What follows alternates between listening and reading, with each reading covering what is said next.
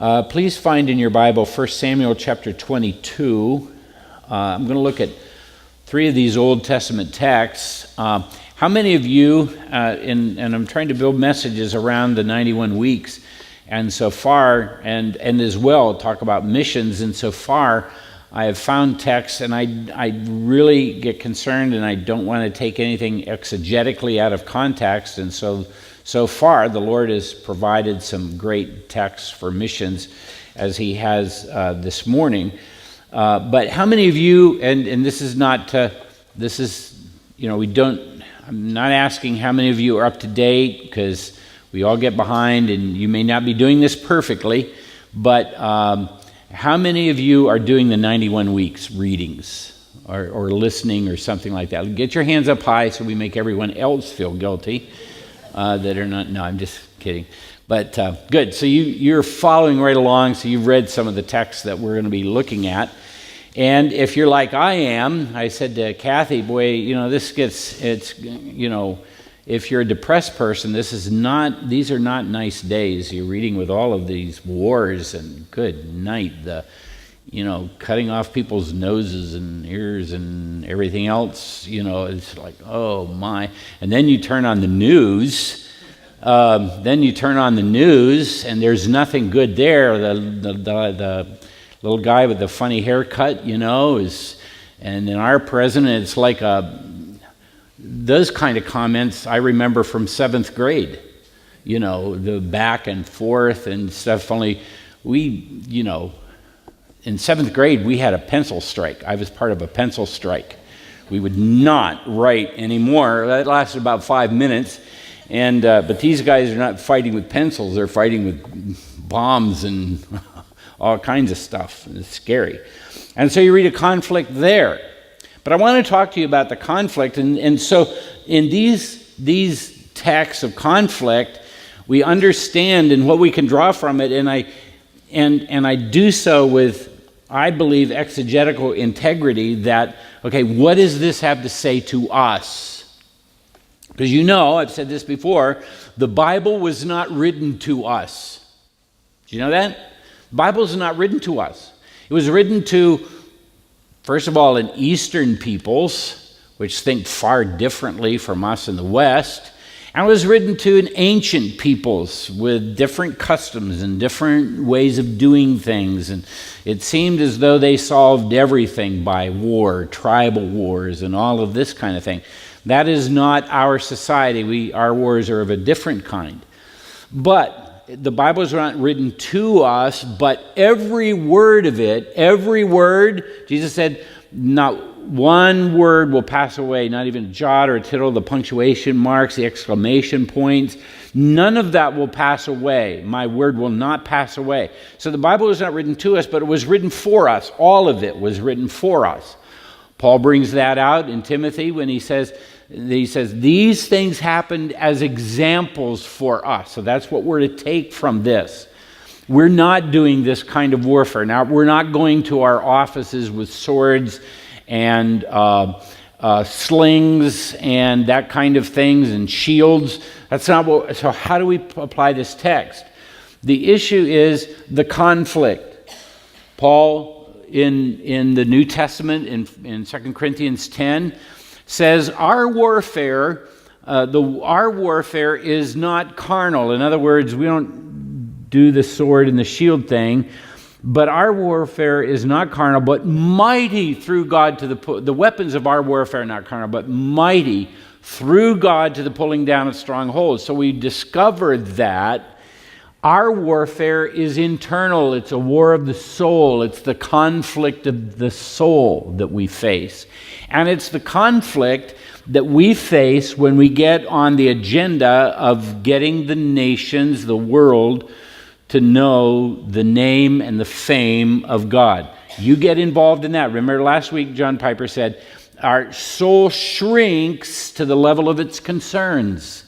If your concern is somebody's door nick your car in the parking lot at Walmart, what do you expect from Walmart anyway? But anyways, and that's your concern. That's your soul shrinks to that. But if your concern is for the nations, you find a whole nother set of issues and values and conflicts. I was sharing with the group in the first session earlier today that I was awakened around 3 a.m. with these words: "Give of thy sons to bear the message glorious.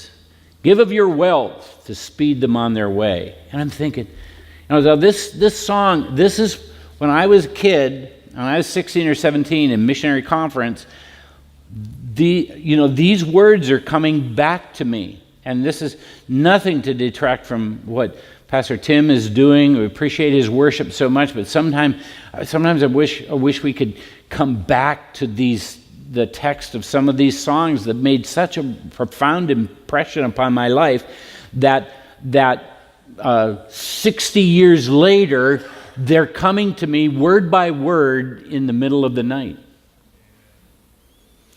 There was another one. Somebody said to me before you even started mentioning the song, I was humming the tune in my mind. Lady by the name of Lelia Morris wrote, "Though the conflict of the ages is upon us today, and the armies are assembling, all in battle array, are you numbered with the faithful, one of God's loyal few, who have sworn him full allegiance? Can he count upon you? As your eyes caught the vision, if your hearts felt the thrill, the call of the Master, do you answer, 'I will'? For the conflict of the ages told by prophets and by sages is upon us in its fullness today. Catch the vision of a lost world going downward in sin, while the Master's great commission, long unheeded, has been. See the children of the kingdom join in heart and in mind, in hand, pressing forward in the struggle to redeem this fair land. See the church of God awaking with glorious zest. She's laying on her altars now her noblest and best. Toward the final consummation we're hastening on. The time for loyal service will forever be done. The conflict of the ages. We're embroiled, I know, in conflicts with other nations, but what I want you to focus in on this morning is our part, whether you like it or not. If you're part of the body of Christ, you are in the middle of a conflict. And it is the scheme of the enemy to get your minds on lesser things, on lesser conflicts, on lesser arguments than understanding the conflict into which we are engaged. And so I use these texts of warfare and conflict, because I think they have a message for us. They're not written to us, but they're written for us.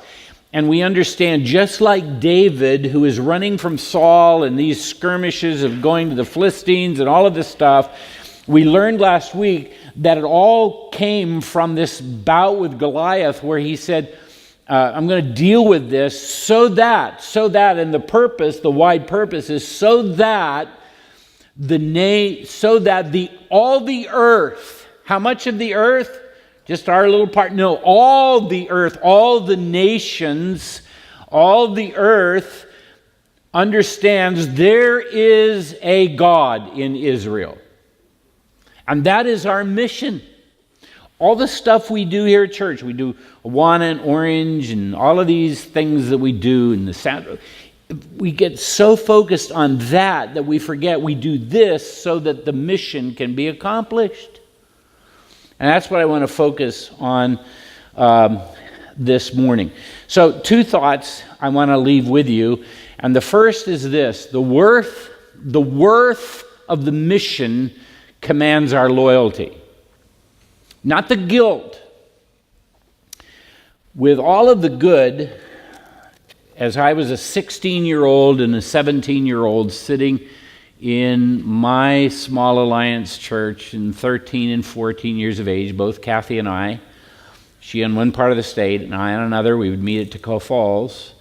But when we sat in those services, with all the good, the songs that still are in our hearts today, with all of the good, we were confronted with the missionary enterprise, more on the basis of guilt than mission and a challenge to give our loyalty to the Master because of this worldwide mission.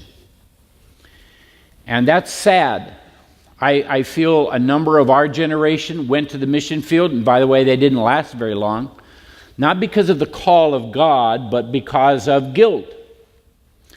And what I want you to see this morning is that the worth of the mission is what calls us, not the guilt. Because these international workers, when they come back, bless their hearts, they come back, they don't know because we've been praying for them or we've been supporting them. They come back, and it's easy for them to lay a guilt trip on us. Especially the guys from Indonesia and Irian Jaya, man. If you didn't go there, you were toasted meat. Or that's probably wrong, Kathy, but it's something like that. The thing of it is guilt. That's what I heard as a young person. So I want to do that. What I want to do is challenge you, whether you are a goer or a sender. I want to challenge you to ask, what is my part in world evangelism? What is my part? What part am I playing? You can't do everything. God calls you to play a part in it, and so we want to look at the text in that regard. The worth of the mission. The worth of the mission is what commands loyalty. Remember Jonathan and his armor bearer, they were deciding whether they should go up and do this encampment, and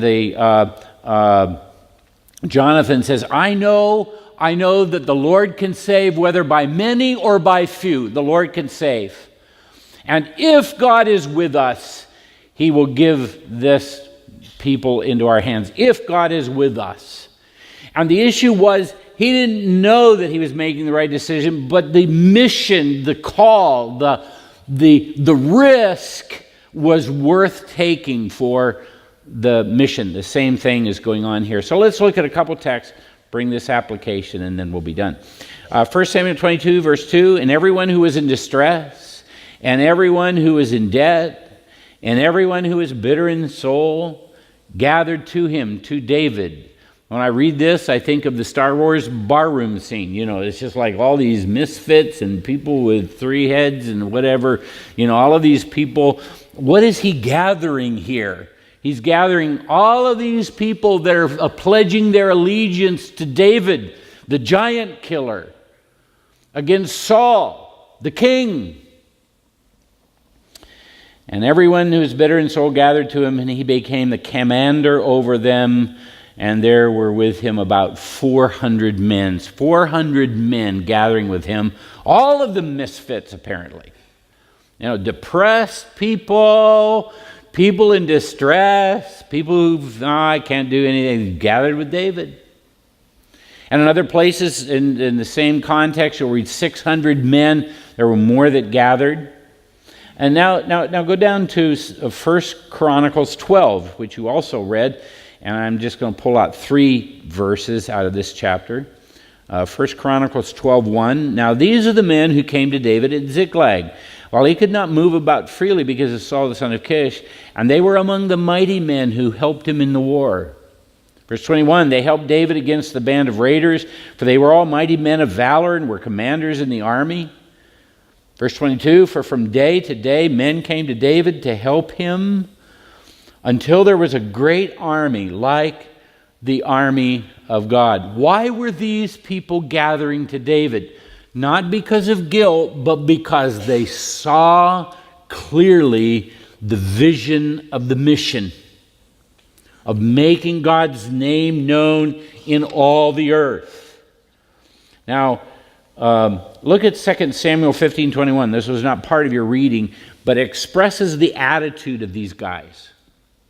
In the words of Ittai, and Ittai answered the king, as the Lord lives and as my lord the king lives, wherever my lord the king shall be, whether for death or for life, there also will your servant be. And I want you to remember that text. That is our attitude because of what is taking place in all the world when it comes to missions and the conflict for the souls of men. we get the cart before the horse. What we say is we come up with our agenda of what we're going to do, and then we get frustrated with other people if they don't agree with our agenda. But we have this agenda, and we then ask God to bless our agenda, our plans. It's exactly the opposite. What we need to be doing is forget your agenda. What we need to be doing is asking, where is God working? What is He doing? How many of you, when's the last time you said, Lord, what are you doing in the place where I work? What on earth are you doing? And some of you could say, oh, let me tell you, that's a zoo there. How can God work in a zoo? That's what He's doing, you know. I don't know, hopefully our staff doesn't say that, but you know, where's God working? What is He doing? Let's take a broad brush. Yeah, there are people coming to Christ in the United States, but when I conclude this message, there are some astounding things happening through our international workers. Where is God working right now? What is He doing? What is He doing in my neighborhood? What is He doing in our city and beyond? What is God doing in this national disaster, it seems? What's God doing in Mexican earthquakes? What's He doing in the floods and in the hurricanes? What is God doing? That's the question we need to ask.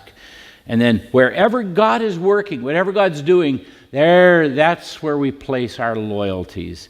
That's where we place our commitment. So, the worth of the mission is what captures our loyalty. The worth of the mission is what captures our loyalty. In this regard, I began thinking about some people. I think about Bill Borden, 25 years of age. He had everything. He was handsome. He was well educated. He was a successful businessman by the age of 25, worth $40 million by today's standards. And ladies, he was single. Not that that means anything to you, because that was in 1912. But in 1912, he took that $40 million, simply gave it all away, and went to China as a missionary.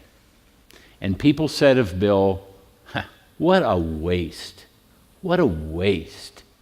Why, he could have purchased a seat on the Chicago Trade Commission. He could have invested the money. It's kind of like Judas. Remember Judas? What a waste. That lady that exploded a year's worth of salary and breaking that perfume bottle over Jesus' feet. And what a waste. What a waste, Bill Borden. Why'd he do that? Not because of guilt, but because he was convinced God was working in the mission. Or I think of a guy that Kathy and I went to school with, by a guy by the name of Bob Carter. Bob, we sat with him in our classes at college, and Bob married Becky, and he was a successful jeweler. The two of them went to Dalat School in Indonesia.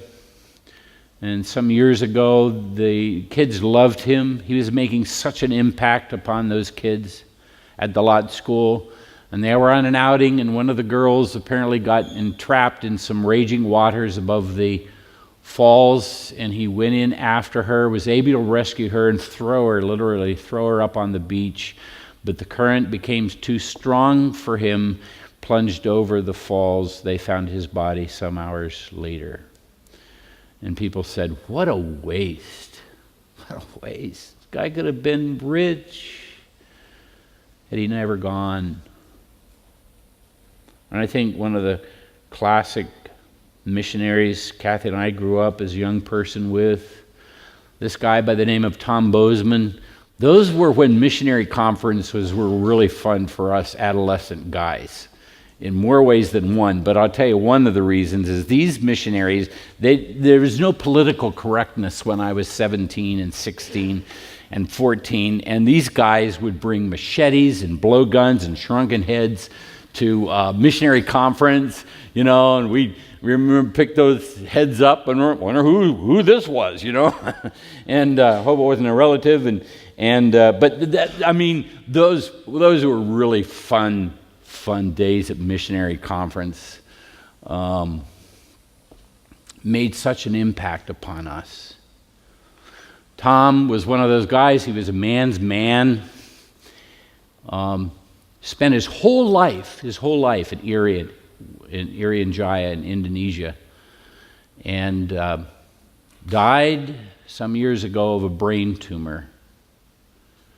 And I'm told by his colleagues that in those last days of his life and years of his life, Tom could only communicate in the language of the Dani, the tribe to which he went. He didn't know English anymore. He was so immersed in the call. That is not by guilt. That is because of a call of God. And many will be in heaven because of he and Fran's witness there.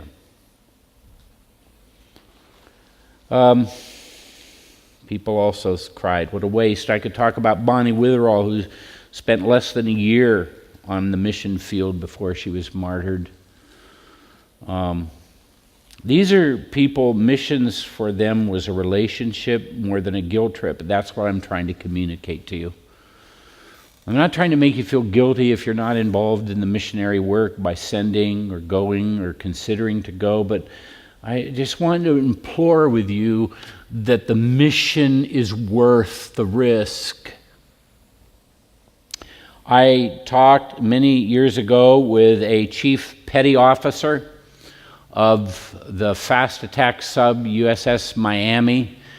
Kathy and I, Megan, it was Corey, I think just the three of us went to Groton, Connecticut, the sub base for all submariners go out of Groton. I was marrying the weapons officer on the sub. I wasn't marrying him. He and his fiance were getting married, and we had developed a relationship. So Troy invited us up to go through this fast attack sub, nukes just put on board, and introduced us to the chief petty officer who'd re-enlisted. And this was before 9/11, but he had re-enlisted, and this is what he said to me. I remember standing out on the dock, and he said to me, I enjoyed my life. Everything was comfortable, but I felt like I had to do this. It wasn't guilt. It was just something I had to do. That's what I'm trying to help all of us see.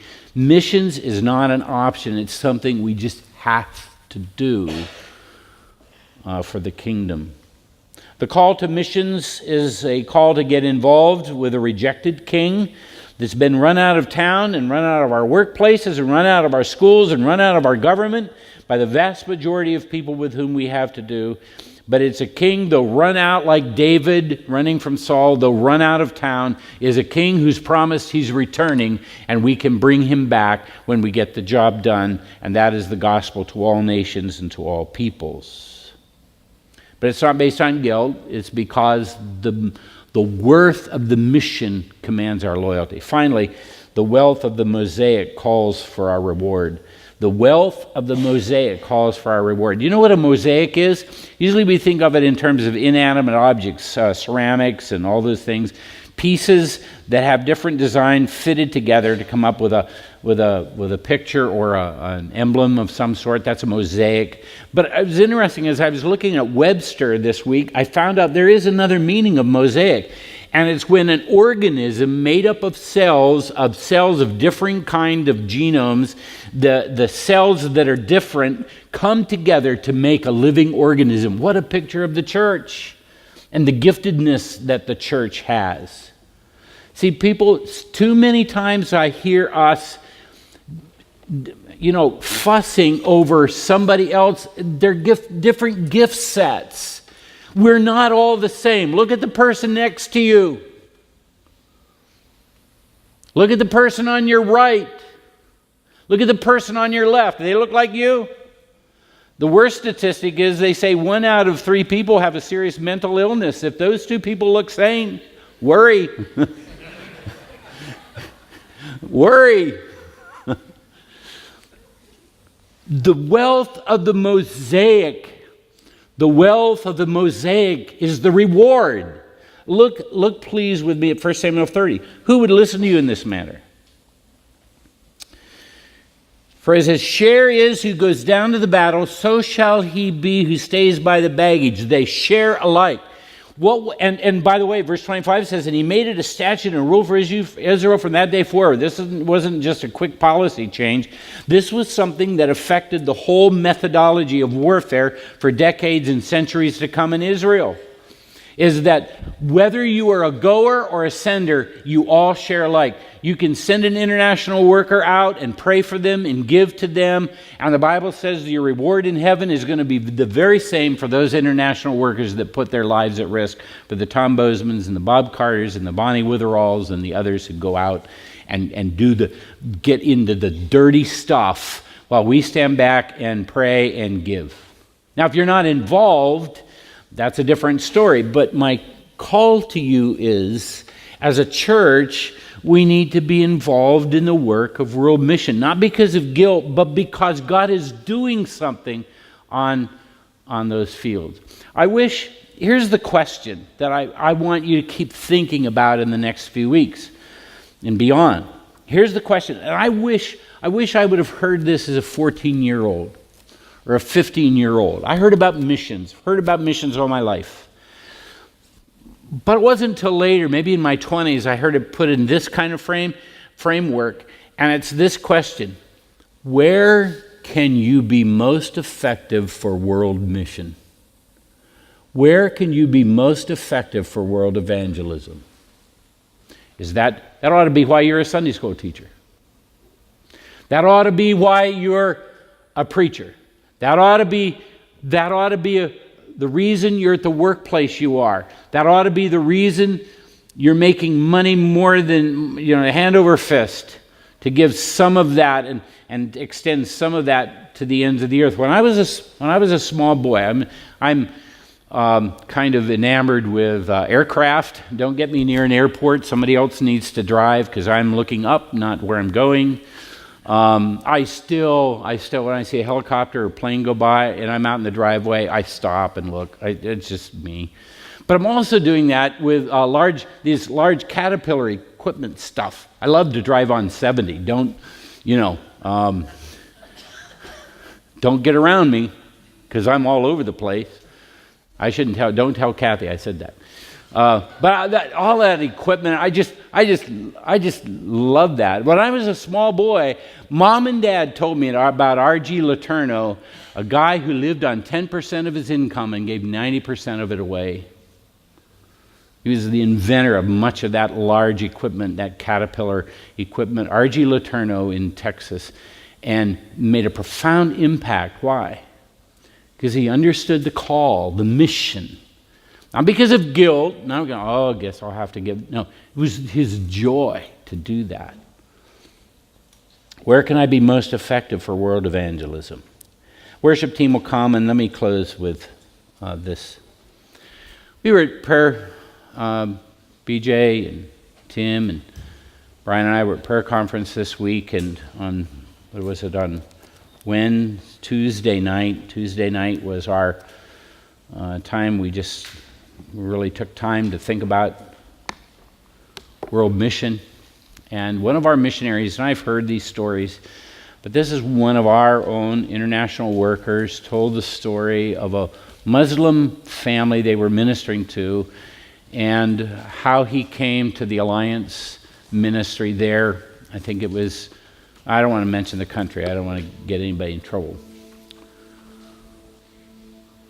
Of course, in the Muslim tradition, he had been told, God is not intimate. You just obey. There's no knowing God.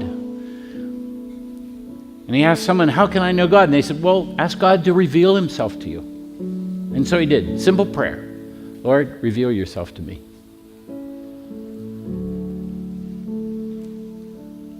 They had an electrical outage. There was no lights in the town, part of the town where he was. And he was going to sleep, and he saw a light on in the next room. He thought, what on earth? There's no electric. He went in the next room, nothing. And then behind him, he saw a bright light. And out of the light, a voice that said, I am Jesus the Messiah. For God so loved the world that he gave his only begotten Son, that whoever believes in him should not perish, but have everlasting life. And the poof, gone. That sent him on a search. He found an old Christian church. You have a Bible around here? No. Well, do you know these words? For God so loved the world that he... No, we don't. Well, they found a Bible someplace. Well, how do we find those words? Well, I don't know. And finally, after some months, he found someone who knew John 3:16 and showed him the Bible. For God so loved the world. He said, that's it. That's it. That's what the voice said to me from the light. And through a series of events, he was led to an Alliance church, an Alliance family, and both he and his wife are part of the gospel and are Christ followers today. I don't know about you, but I'm telling you, the stuff we're doing in here and the stuff that we do to magnify and make much of Christ, this is a real thing, and he's on a real mission. And you and I have this great opportunity to join him and make a difference in the Muslim world and nations all around this world. And you get to share in the reward. They share and share alike. The worth of the mission commands our loyalty, and the wealth of the mosaic is equal reward. Amen? Let's pray. Father, I don't know how we do this. I don't know how we awaken out of our sleep and out of our pettiness. But all I would do is ask that you would help us to see beyond the veil what you're doing in the world, and grant us the opportunity to join you in Jesus' name. Amen.